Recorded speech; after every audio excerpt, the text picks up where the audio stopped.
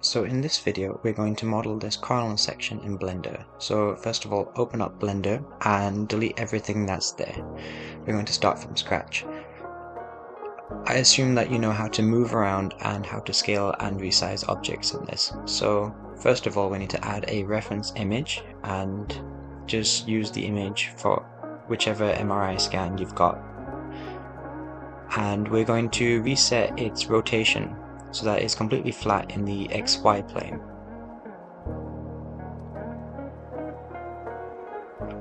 I'm also going to scale this so that it's a little bigger and the model is a little bit easier to view.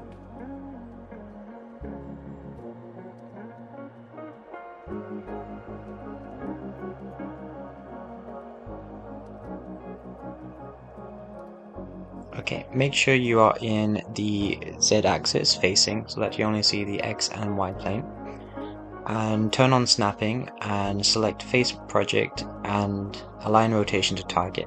I'm pretty sure this does what I think it does, but just in case it doesn't, then you might be able to skip this step.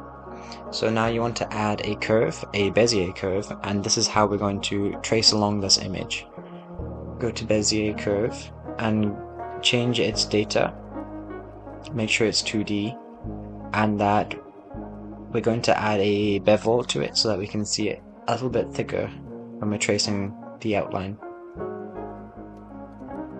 I've gone for 0.03 in this because I think it's big enough that I can see it, but not too big that I'll miss important details. Now go into edit mode and delete the vertices. We're going to start from scratch. Hold down the extrude and select the extrude to cursor option. And now we're just going to mark all of the pitfalls and all of the peaks in this image.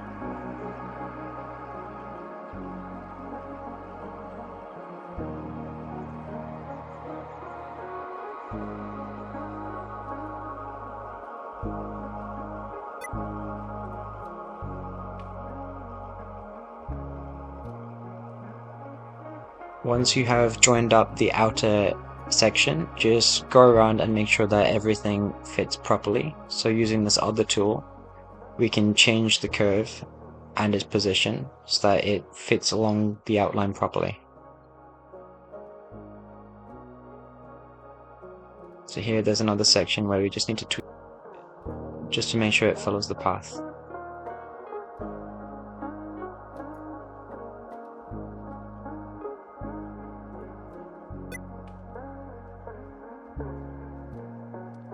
Once you have done that, you can now come out of edit mode, take off the depth,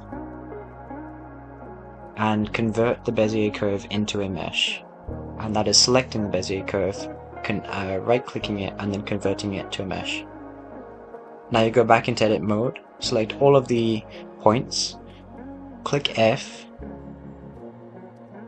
In this, I have accidentally turned the snapping tool on while doing so if this happens to you, just come out of it, switch it off, go back in, and now when you extrude it with E, it will look properly.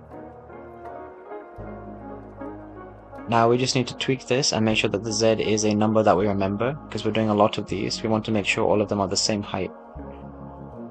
I've chosen 0.5 for this.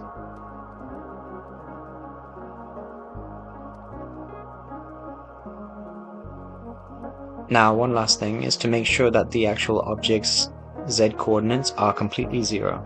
That means that we're able to make sure all of the objects that we create are in the exact same height level. Now clicking H, you can hide this so that you can work on the other layers of this scan. And we're just going to do the exact same thing but for the different variations, the different colors. Now here's all of them together, all of them flush, all of them the same height level and properly scaled. And I've gone ahead and named all of these to things that I can remember so that I know exactly which part of the model I'm working on. Now go ahead and hide all of these and just turn on the two you're working on. So I'm going to work on the outside white and the outside grey first. Now, to cut the inside from the outside, we're going to copy the inside gray.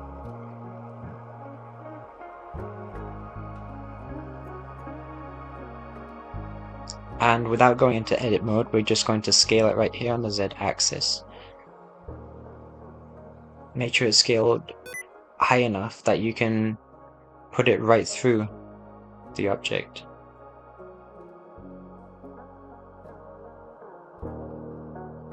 Now we just need to add a Boolean modifier to make the cut. So go into the modifiers tab and click Boolean and select the target as the big chunky one.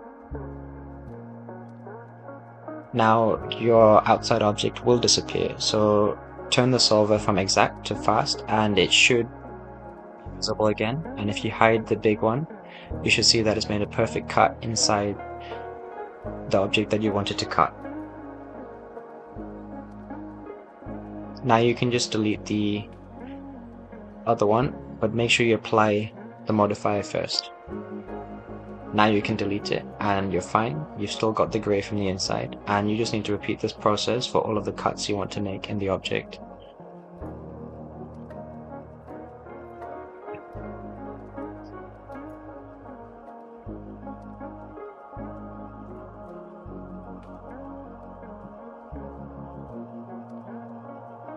You can see in this last one that this object overlaps two different regions, so you're going to need to do the Boolean modifier twice for the two different objects that it overlaps on. But just do it one at a time.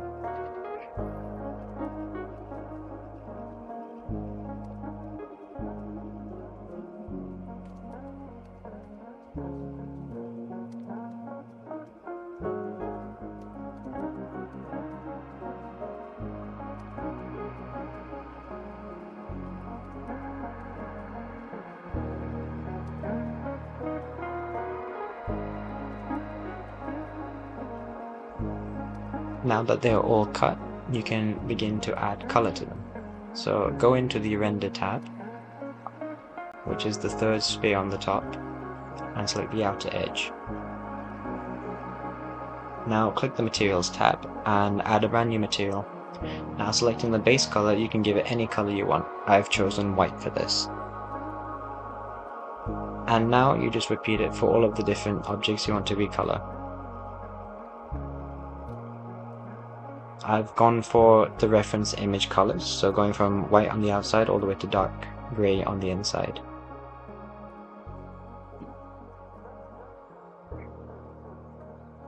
Now that you've done this, it's a flat model, but you've got all of these objects which you can now change the height levels to give this 3D look.